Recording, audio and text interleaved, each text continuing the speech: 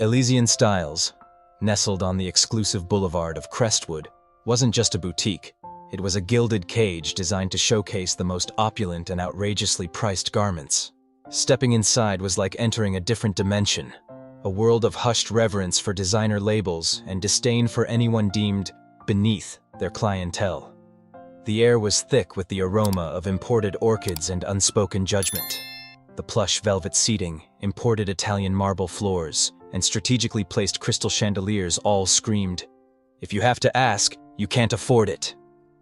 And guarding the gates of this sartorial paradise was Beatrice, the boutique manager. Beatrice was a masterpiece of curated perfection. Her designer outfits, flawless makeup and steely gaze were all carefully constructed to project an aura of unapproachable authority. She considered herself the guardian of Elysian Styles' pristine image, and she was ruthless in her pursuit of maintaining its exclusivity. To Beatrice, the boutique wasn't just a business. It was a reflection of her own carefully constructed social standing. She didn't sell clothes. She sold a lifestyle, and she was determined to protect that lifestyle at all costs. The delicate chime of the entrance bell sliced through the hushed atmosphere. A woman entered, seemingly oblivious to the unspoken dress code. She wore a simple, comfortable outfit, a well-worn denim jacket, dark leggings, and a baseball cap pulled low over her forehead. Sunglasses obscured her eyes, making her instantly forgettable in a crowd. In any other setting, she would have blended seamlessly, but here, amidst the designer dresses and the judgmental stares, she was a glaring anomaly. Beatrice, who had been meticulously adjusting a silk scarf on a mannequin, froze. Her eyes narrowed, instantly categorizing the newcomer. "Tourist," she thought dismissively. "Someone who'll waste time browsing, snap a few photos, and leave empty-handed." That simply wouldn't do. Elysian Styles didn't cater to tourists. It catered to the elite. Silently, with the predatory grace of a panther, Beatrice glided towards the entrance. Her assistant, Chloe, watched with a knot of apprehension forming in her stomach. She'd seen Beatrice in action before, and she knew what was coming. For those of you who know how this feels, you are not alone. The audience was about to witness a display of cold, calculated condescension. The woman, whose name was Amelia, wandered through the boutique, her fingers lightly tracing the textures of the exquisite fabrics. She admired the craftsmanship, the artistry, the sheer decadence of the garments. She loved fashion, always had, but she loathed the elitism and snobbery that often accompanied it. "May I assist you?" Beatrice's voice was a silken blade, polite yet laced with an unmistakable undertone of dismissal. Amelia turned, meeting Beatrice's icy gaze. "Oh, thank you. I'm just looking." Beatrice maintained her practiced smile, but her mind was already made up. "Of course. Just so you know, we specialize in bespoke limited edition pieces. Everything here is carefully curated." The thinly veiled implication hung in the air. "This isn't a place for casual browsing." Amelia's lips tightened slightly. "I imagine it is," she replied evenly. Beatrice was momentarily thrown off. Perhaps the woman had gotten the hint and would leave. But no, Amelia continued to browse, pausing in front of a particularly extravagant evening gown. It was a masterpiece of shimmering silk and intricate beadwork, with a price tag that could rival a down payment on a house. She touched it lightly, admiring the detail. That was the final straw for Beatrice. She subtly signaled to Chloe, who was hovering nervously near the checkout counter. Chloe hesitated. "Ma'am?" "Keep an eye on that woman." Beatrice's voice was low, sharp. "But why?" Chloe dared to ask. Beatrice sighed as if explaining something painfully obvious. "Chloe, she's clearly not our target demographic. She might disrupt the shopping experience for our actual clients." Chloe didn't respond, but a flicker of unease crossed her face. Deep down, she knew that Beatrice was judging the wrong person. Amelia continued her unhurried perusal of the boutique, unaware of the growing hostility directed her way. Two wealthy socialites, draped in designer clothes, whispered amongst themselves on a plush chaise lounge. "Did you see that woman? How did she even get in here? Denim jacket and a baseball cap? She looks completely out of place." The murmurs weren't loud enough for Amelia to hear, but she felt the sting of their judgment. She'd encountered this type of prejudice before, the unspoken assumption that her outward appearance somehow defined her worth. But Amelia didn't react impulsively. She preferred to observe, to assess the situation before responding. Beatrice, however, was losing patience.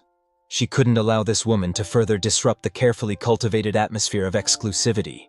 She needed to put an end to this charade, and she needed to do it now. Marching purposefully towards Amelia, Beatrice stopped beside her, her posture radiating an air of superiority. "Ma'am," she said, her voice dripping with false politeness. "I couldn't help but notice your interest in that gown." Amelia turned to face her, her expression unreadable behind her sunglasses. "Yes, it's beautiful."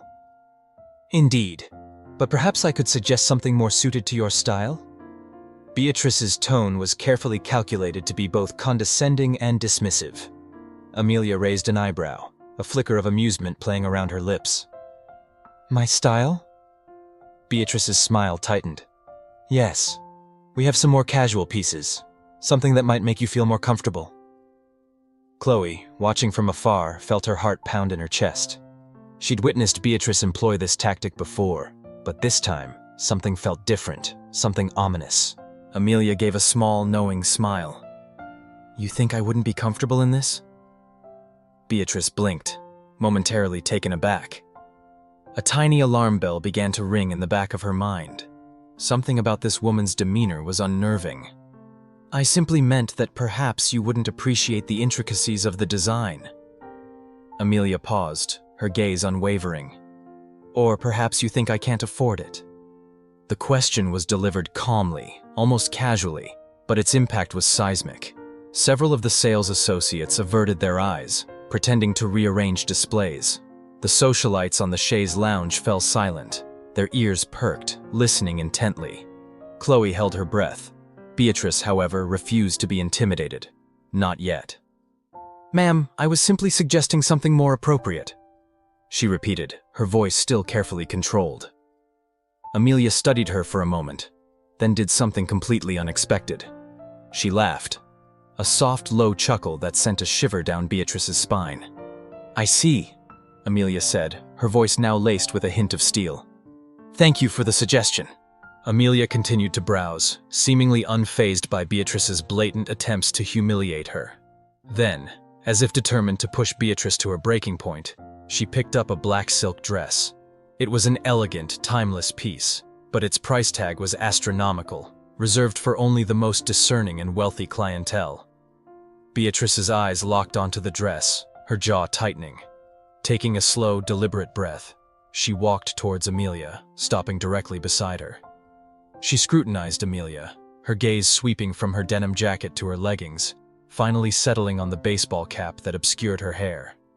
Then, forcing a smile, Beatrice said, "Are you sure you want to try on that dress?" Amelia raised an eyebrow, but didn't respond immediately. Beatrice continued, pressing her advantage. "I only ask because this particular design requires a certain posture, a grace that accentuates its inherent elegance, and of course, the right accessories." Her eyes flickered pointedly at Amelia's casual attire. Letting out a soft, condescending chuckle, Beatrice added, "I might suggest something more flattering to your figure." The attack was direct, brutal. Amelia recognized it instantly. She knew that Beatrice had no idea who she was, but she wanted to see just how far this woman was willing to go.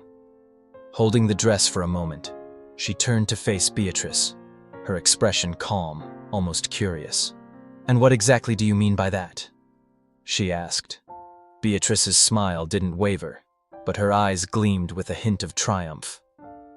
"Just that certain pieces are designed for women who understand how to wear them." Amelia frowned slightly. "Women who know how to wear them?" Beatrice held her gaze, her voice dripping with condescension. "Yes. Women who appreciate the nuances of haute couture. Women who understand the cut, the fabric, the artistry of a dress like this." She gestured vaguely with her hand. "Women who don't need to have its value explained to them." Amelia took a deep breath, her hands clenching slightly around the silk dress. She was accustomed to being treated like a celebrity, but in this moment, in this boutique, she was being treated like she was nothing. And that said everything about Beatrice. Without breaking eye contact, she asked, "You think I don't understand?" Beatrice's smile widened, just a fraction. "I think some people mistake this boutique for just any ordinary store." Amelia let out a soft, amused laugh. "So, in your opinion, I shouldn't be here?" she asked, feigning curiosity. Beatrice played the innocent card. "Oh, I would never say that." But her smile betrayed her true feelings. Tilting her head slightly, she added, "However, some of our clients might feel uncomfortable." The attack was now overt. Beatrice was making it clear that Amelia was unwelcome, that her presence was disruptive, that she simply didn't belong. Amelia pressed her lips together for a moment, then let out a slow sigh. "I see," she said softly. Beatrice thought she had won. She believed that Amelia would finally retreat, defeated and humiliated. But then, something unexpected happened. Amelia looked Beatrice directly in the eye, her voice eerily calm, and said the one thing that made the entire boutique freeze. "Funny," Amelia said, her gaze unwavering. "Because when I walked in, no one offered me champagne." The silence in the boutique was deafening. The sales associates exchanged furtive glances. The socialites on the chaise lounge stopped whispering, their eyes wide with shock. Everyone knew that valued clients were greeted with a complimentary glass of champagne, a symbol of their elevated status. Amelia had received no such welcome. Beatrice's face paled. Just for a moment, she lost her composure, her carefully constructed facade cracking under the weight of her own arrogance. "Oh," she stammered. "That must have been a mistake. Of course I can have a glass brought to you right away." Amelia smiled, but it wasn't a warm, friendly smile. It was a chilling, knowing smile that sent a shiver down Beatrice's spine. "No need," she said, her voice soft but sharp as a razor. "I've already seen everything I needed to see." Before Beatrice could respond, Amelia turned to Chloe, the young assistant who had remained silent throughout the entire ordeal. "Do you think this dress would look good on me?" she asked. Chloe hesitated, her gaze darting from Amelia to Beatrice, then back again. Taking a deep breath, she answered honestly, "Yes, it would look incredible." Beatrice felt the ground shift beneath her feet. In that moment, she realized that something terrible had happened. She was no longer in control. She thought she was still calling the shots, but she was about to lose everything. "Now, to my dearest audience, I need to ask you to take on the role of the manager of Elysian Styles. How would you behave so that the events in the story above do not happen?" And then the boutique doors opened once again, and what happened next was something no one could have ever predicted. Beatrice was frozen, her eyes locked on Amelia. The shock hadn't fully registered. She had publicly humiliated one of the most famous women in the world, and now everyone knew it. The VIP clients were speechless. The sales assistants didn't dare to move. Chloe held her breath, sensing that something even bigger was about to unfold. And that's when he walked in. The soft chime of the entrance bell echoed through the silent boutique. But this time, the sound felt different, heavier. And then he walked in. He entered the store with a slow, deliberate stride. Ethan Vance, the legendary fashion designer, his long, charcoal-colored coat swirling around him as he moved. His slightly tousled hair gave him an air of effortless cool, but his eyes were sharp, observant. He already knew what had transpired. He knew who he was looking for. Without a moment's hesitation, he crossed the boutique, ignoring the admiring glances and stifled gasps of the VIP clients. Beatrice felt her body tense, the carefully constructed facade of confidence crumbling around her. Chloe swallowed hard, her heart pounding in her chest. Ethan stopped directly in front of Amelia, and without saying a word, he embraced her. A warm, genuine hug that spoke volumes. It was the embrace of longtime friends, of mutual respect, of unspoken understanding. Amelia hugged him back, a soft smile gracing her lips. Beatrice felt the ground give way beneath her feet. No one could quite process what was happening. It wasn't just Amelia anymore. It was also Ethan Vance, the most influential designer in the world, and he had just embraced her like an old friend. "It's been too long, Amelia," Ethan murmured, pulling back slightly to look at her. Amelia smiled. "Far too long, Ethan." Then, his gaze sweeping across the boutique, his eyes finally met Beatrice's. She felt her body freeze, paralyzed by the intensity of his stare. Ethan Vance knew exactly what had happened here. He didn't need to ask. He had seen Amelia's expression, felt the tension in the air, sensed the unease radiating from the sales assistants. Turning back to Amelia, his voice laced with a chilling irony, he said, "I trust they've been treating you well?" The impact was immediate. The VIP clients exchanged nervous glances. Chloe bit her lip, her face pale. The sales assistants held their breath, bracing themselves for the inevitable fallout. Everyone knew the answer. Everyone knew that Amelia had been humiliated, and now Ethan Vance knew it too. Beatrice tried to speak, to offer some explanation, but no sound escaped her throat. Her entire body felt numb, paralyzed by fear and the crushing weight of her own arrogance. Amelia let out a soft, quiet laugh. Looking directly at Beatrice, she said calmly, "Oh yes, they've been unforgettable." The words were like a dagger to Beatrice's heart. They weren't spoken in anger, but with a chilling certainty that left no room for doubt. Beatrice felt her face burn with shame. She wanted to say something, anything, to salvage the situation, but there were no excuses, no justifications, no way out. Then, the final blow landed. One of the VIP clients, an impeccably dressed blonde with a diamond necklace the size of a robin's egg, turned to one of the sales assistants and murmured, just loud enough for everyone to hear, "If they treat Amelia Vance like this, imagine how they treat the rest of us." The words resonated through the boutique like a thunderclap. Beatrice understood, with horrifying clarity, that her career, her reputation, the carefully constructed status she had spent years building, was about to crumble into dust. Her phone vibrated. What happened next was something she could have never predicted in her worst nightmares. Beatrice, feeling the weight of every eye in the room on her, finally snapped into action. She took a shaky breath, forcing a polite smile. "Ms. Vance," she stammered, clearing her throat, her voice unsteady. "I had no idea who you were." Amelia crossed her arms, her expression unwavering. "And that should justify your behavior?" Beatrice floundered, searching for an explanation. "No, Ethan raised an eyebrow, his gaze piercing. "A misunderstanding, perhaps?" His tone was deceptively mild, but carried the force of a tidal wave. Beatrice swallowed hard, desperately trying to regain control. I simply wanted to ensure that our clientele experienced a certain level of exclusivity." Amelia let out a quiet laugh. "Oh, so now you get to decide who deserves respect." Beatrice felt her breath hitch in her throat. She knew she had lost, but she hadn't yet grasped the full extent of the devastation to come. Ethan watched, saying nothing, but his expression spoke volumes. Justice was being served, and he was there to witness it. The sales assistants no longer looked at Beatrice with respect. The VIP clients no longer admired her. The boutique, once her carefully controlled kingdom, now felt like a gilded cage, trapping her in her own arrogance and prejudice. Her phone vibrated again.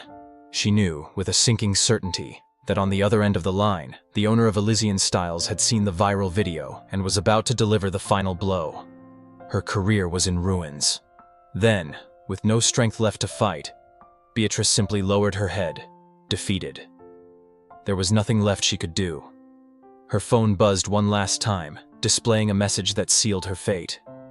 It was from the owner of Elysian Styles. "Beatrice, we have a serious problem. I need to speak with you immediately." Her heart pounded in her chest, but before she could even process the message, something else happened. One of the VIP clients, a woman known for her extravagant spending habits, suddenly stood up, grabbed her designer handbag, and announced loudly, "I refuse to shop at establishments that mistreat their customers. I'm leaving." She walked out of the boutique, her head held high, without so much as a backward glance. Beatrice swallowed hard. She wasn't just losing the respect of Amelia Vance and Ethan Vance, she was losing everyone. Another client stood up. "If they can treat her like that, they can treat any of us like that." A murmur of agreement rippled through the boutique. The sales assistants exchanged nervous glances. The boutique, which had once been her domain, now felt like a courtroom, with Beatrice standing trial for her arrogance and prejudice. She was utterly alone. And then Chloe delivered the final blow. Taking a deep breath, she walked over to the counter, removed her Elysian Styles name tag, and placed it on the polished surface. "I can't work here anymore," she said, her voice trembling slightly. The shock on Beatrice's face was immediate and devastating. "Chloe?"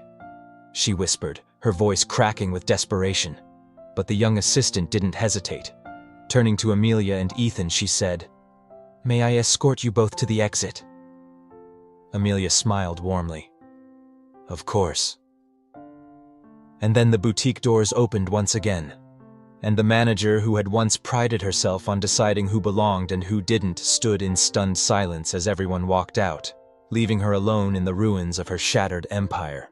But the worst was yet to come, and Beatrice was utterly unprepared for what would happen next. Meanwhile, across the city, Amelia Vance and Ethan Vance were sitting at a quiet cafe, sipping on cappuccinos.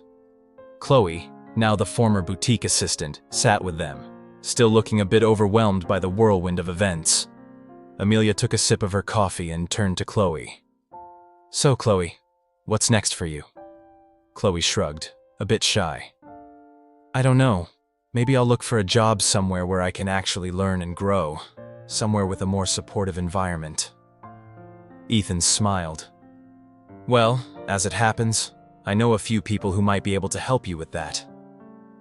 Chloe's eyes widened. "Really?" Amelia smiled.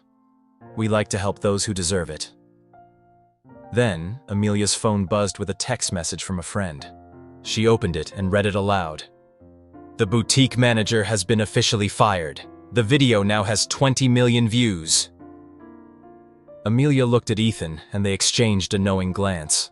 Then, looking back at Chloe, Amelia said the final words that would close this chapter of the story forever.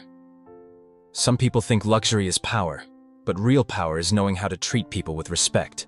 Ethan nodded in agreement. Chloe smiled, feeling a sense of hope for the first time in a long time. Across the city, in her silent, empty apartment, Beatrice was learning that lesson the hard way. Status wasn't eternal. The judgment of the world was swift and unforgiving. And above all, luxury was meaningless without dignity.